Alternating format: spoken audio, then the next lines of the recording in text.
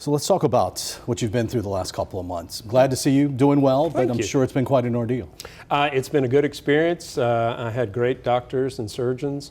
You know, I've been a physician for 30 plus years and taken care of a lot of patients, and it was an interesting time to be on the other side, but by the grace of God, I'm 7 weeks out now and doing very, very well. I was going to ask you that, you know, being on the other side of it, you've probably given diagnosis and bad news to people quite often. Yeah.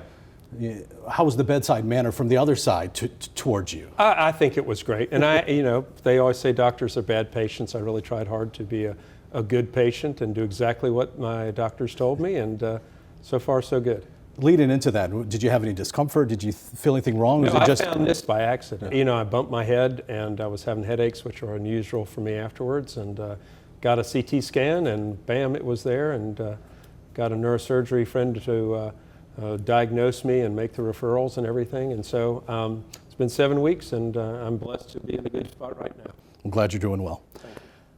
There's a lot of seriousness going on in our country, all over the place. Let's take you back to Saturday and what happened in Pennsylvania with President Trump. What was your first reaction to when you heard the news? My first impression was I was incredulous. How could this happen?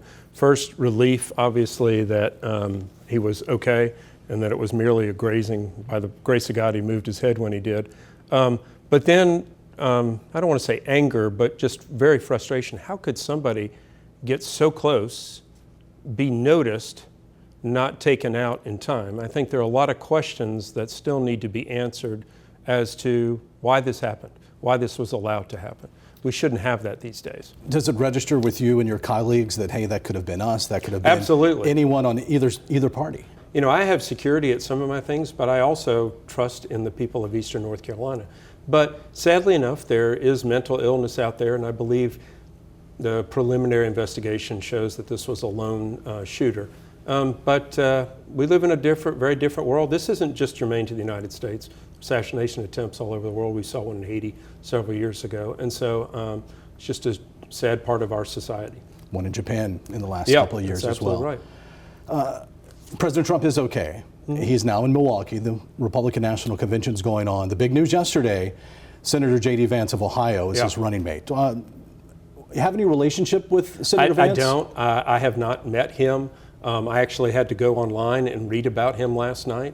But a very compelling story of a gentleman who came from dire poverty and decided he was going to seek a pathway for his life, joined the Marines, did very well, and then went through law school, and I think was an excellent pick to show that President Trump, Republican Party, care about the workers of this country. There's been a lot made about President Biden's age and President Trump's age to an extent. Here's a man, 39 years old, could be the Vice President of the United States. Absolutely. And you know, I guess people can flip that on the other side. But what is required to be President of the United States? Look, Biden's been in D.C. for 50 plus years, and people say that's experience. A lot of folks would say that's being jaded too much by D.C. politics.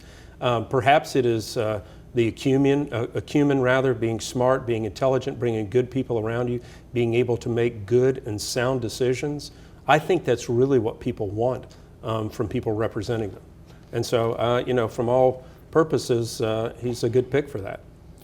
Over the next few days up in Milwaukee, what are you hoping to see out of the RNC? Well, I'd like to see that we come together. And President Trump actually, is my understanding, rewrote his speech, toned it down some, and is talking about unity.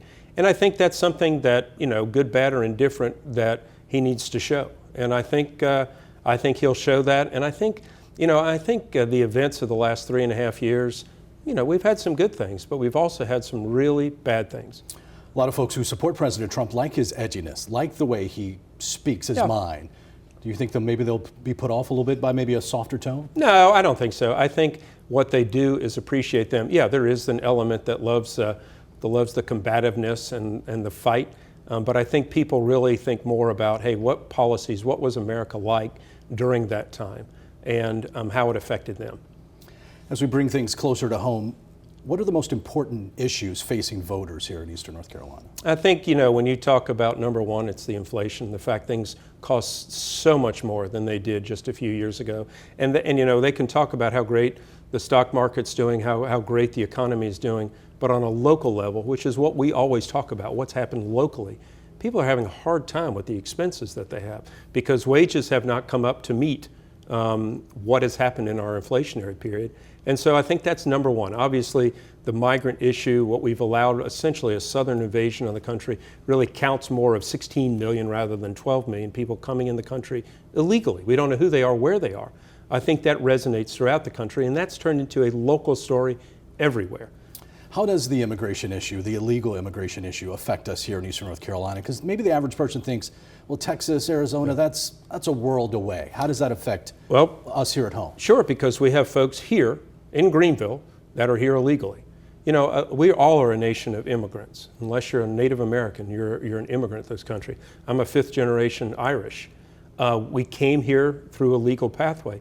The people who I've found are the most upset with this, patients have told me this, are folks who came here legally. I just did a naturalization ceremony, was part of one, which I love to do, just a few weeks ago. Those people have gone through the process. They didn't just pop in over a border and get skirted away somewhere. It's a real issue. I'm glad to see the Biden administration has finally deported a bunch of Chinese nationals that have come into our country. It's a major issue because we essentially, the president's first responsibility is to protect this country. And eventually he opened it up to an invasion. And that resonates with every American. As you look back over the past 5 years or so in Congress, what are you most proud of? I'm most proud of, well, there are a lot of different things. I look at what, it's kind of a schizophrenic existence. You're a DC person, but you're also a regional, local person. I look at what's been done. We've had the Water Summit here now for several years, and I brought attention, bipartisan, not political at all, especially how Eastern North Carolina is dealing with water issues, with agriculture, with flooding, with marine issues. I think that's very important. With our military, I've worked very, very hard to get funding to our Marine bases, but also the Camp Lejeune Justice Act, finally bringing justice to those individuals who for the longest time were ignored because of problems. Those are major issues going here. What I also love is the fact I have a wonderful, wonderful district staff who do fantastic constituent services, and I think that really matters to the average person on how they best can access the federal government. Let me ask you quickly about Congressman Don Davis, who represents maybe the other half of Eastern North Carolina. You don't. He's a Democrat. What kind of relationship do you guys have? Because you've got to collectively do what's best for this region of the country. Yeah, Don and I have a good relationship. We worked together when we were both in the state legislature, and you know, I got a little head start on him in D.C., and we've worked together fine there. Let's talk about maybe some goals for the future as you look ahead into what needs to happen in D.C. to specifically benefit the people of Eastern North Carolina. Sure. You know, I was very blessed to get on the Ways and Means Committee, which is the most highly sought after committee in Congress, really, as a redshirt freshman. We're working on tax reform.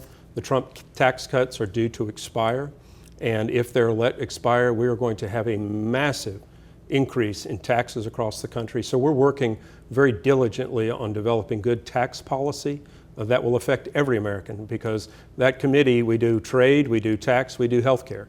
That's going to be very important. I, as a physician, it's really of primal importance to me is to work on healthcare. It's not accessible, it's not affordable, and we're doing, from this administration, doing a lot of things to hurt research and development, trying to reverse those. As we look ahead to November and obviously the presidential election being the main focus, in one instance it seems like it's way down the road. In other instances it's a couple weeks away. Next week. How do you see the next few months going? I think there's going to be a lot of campaigning. I think it will go back and forth, back and forth. Sadly enough, whether good, bad, or indifferent, I think the majority of Americans have already decided who they're going to vote for. It was a major setback for President Biden several weeks ago when he had a disastrous, and by his own admission, debate performance. I think there are major questions about his ability with mental faculties to deal with the rigors of presidency.